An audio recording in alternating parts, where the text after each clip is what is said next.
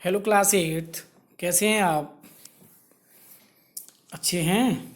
Okay, चलिए इससे पहले वाले वीडियो लेक्चर में हम फायर एक्सटिंग्विशर्स के बारे में बहुत अच्छे से समझ चुके हैं। ठीक है, किस तरीके से फायर एक्सटिंग्विशर्स वर्क करता है। ओके, चलिए आज हम शुरू करेंगे टाइप्स ऑफ कंबशन। ओके, तो आपने जनरली देखा होगा कि आप किचन में अपने गैस स्टोव के पास यदि मैच स्टिक या फिर लाइटर ले जाते हो और गैस स्टोव का नोब जब ऑन करते हो तो क्या होता है। ओके, तो यहाँ एक क्वेश्चन भी दे रखा है कि ये ऐसा आपको अकेले में नहीं करना है, पेरेंट्स की देख रेख में ऐसा करना है। ठीक है, तो हम देखते हैं कि जो गैस है बहुत जल्दी जलने लगती है और उसमें हीट और लाइट प्रोड्यूस होने लगती है। ठीक है, तो such combustion is known as rapid combustion. ऐसे कंबशन को हम रैपिड कंबशन कहते हैं। ओके, तो कुछ और भी ऐसे सब्सटेंसेस हैं जैसे फॉस्फोरस है। ठीक है, जो रूम टेम्परेचर पर और हवा में ही जलने लगता है। ओके, तो इसके बारे में हमने metal and non metal chapter में पढ़ा था। ओके, तो the type of combustion in which a material suddenly burst into flames without the application of any apparent cause is called spontaneous combustion. तो ऐसा कंबशन जिसमें कोई भी मटेरियल अचानक से फ्लेम पकड़ लेता है या फ्लेम के साथ जलने लगता है बिना किसी कॉज के, उसे हम स्पॉन्टेनियस कंबशन कहते हैं। तो यहाँ पर दो टाइप के कंबशन के बारे में हमने सीखा, रैपिड एंड स्पॉन्टेनियस। ओके, चलिए यहाँ पर स्पॉन्टेनियस कंबशन से रिलेटेड ये एक पैराग्राफ देख लेते हैं कि एक्चुअली आपने कई बार सुना होगा कि कोल जो माइंस होती हैं, कोल माइंस, उनमें बहुत सारी घटनाएं हो जाती हैं। एक्चुअली ऐसा होता क्यों है? क्योंकि जो कोल डस्ट होती है उसका स्पॉन्टेनियस कंबशन हो जाता है।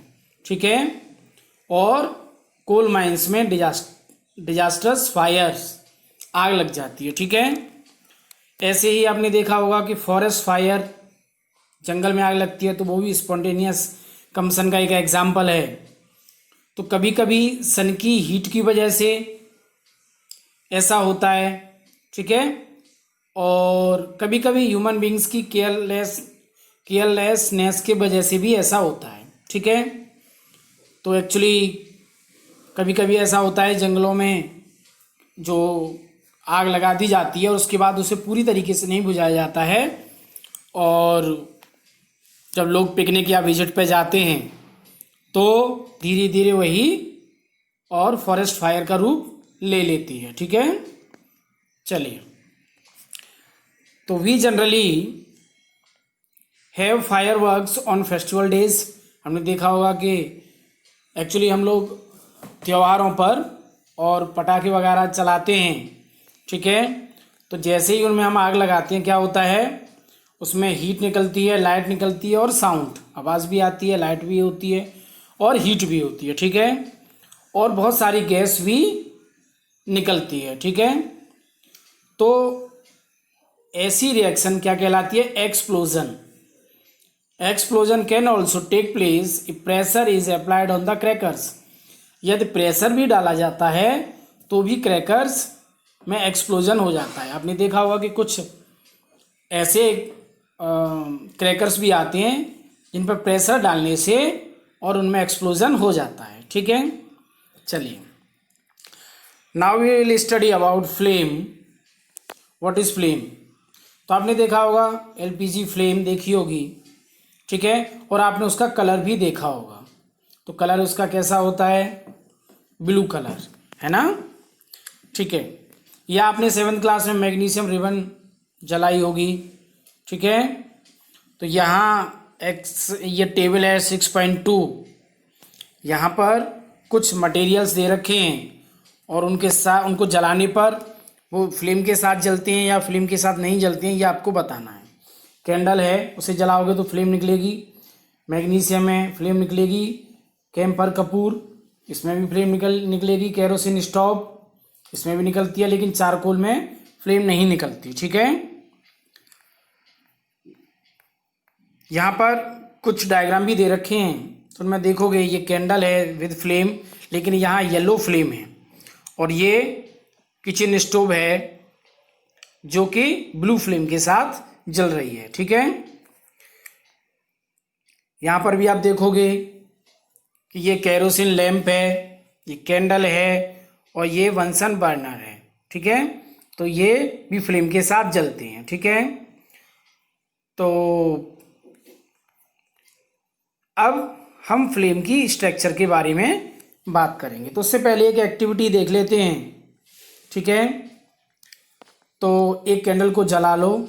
ठीक है, और उसके पास एक ग्लास ट्यूब कम से कम 4 से 5 सेंटीमीटर लंबी होनी चाहिए, उसे टोंग से पकड़ के एक तरफ, ठीक है, उसके एक एंड को डार्क जोन में ले जाओ।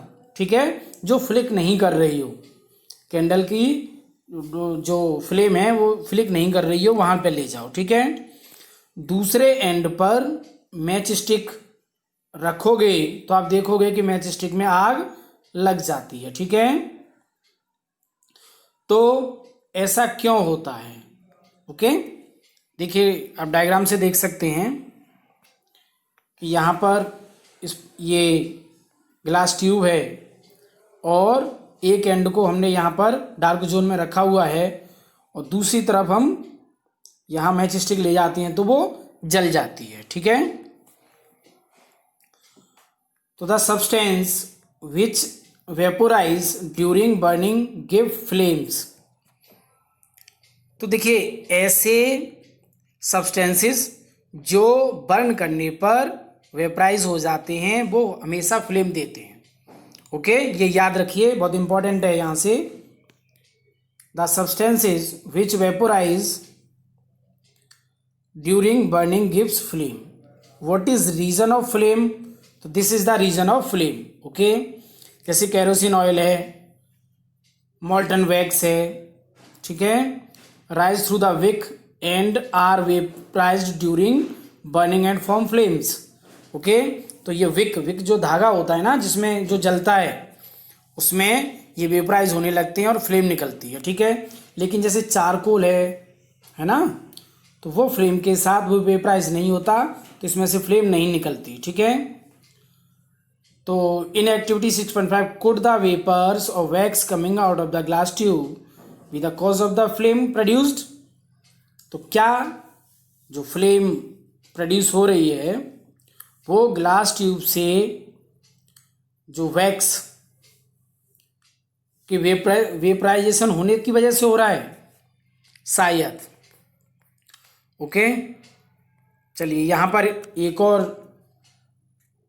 ये एक्टिविटी है कि आप एक कैंडल के पास में, जब कैंडल की जो फ्लेम है बिल्कुल सीधी हो, तो एक ग्लास प्लेट या स्लाइड ल्यूमिनस जोन पर ले जाओ। ठीक है, उसको 10 सेकंड तक पकड़े रखो, उसके बाद देखो क्या होता है। तो आप देखोगे ये ब्लैक कलर के पैचेस पड़ जाते हैं उस पर। ठीक है ना। ओके, ऐसे ही अ सर्कुलर ब्लैक किस ring is formed on the glass plate slide. उस पर ग्लास जो स्लाइड है उस पर ब्लैक कलर के पैचेस बन जाती हैं। ठीक है, इससे पता चलता है कि जो ल्यूमिनस जोन ऑफ फ्लेम है उसमें अनबर्न्ट कार्बन पार्टिकल्स प्रेजेंट होते हैं। ठीक है, चलिए, तो hold a thin long copper wire just inside the non luminous zone of flame for about 30 second. ऐसे ही एक कॉपर वायर को नॉन ल्यूमिनस जोन में रखोगे 30 सेकेंड तक, तो आप देखोगे कि कॉपर वायर रेड हॉट होने लगता है। ठीक है, इससे पता चलता है कि जो non luminous zone of the flame है उसका टेम्परेचर बहुत ज़्यादा है, उसका हाई टेम्परेचर है, ठीक है। In fact this part of the flame is hottest part, वास्तव में यही सबसे हॉटेस्ट पार्ट होता है। ओके, तो क्वेश्चन बनेगा what is the hottest part of the flame, that is non luminous zone.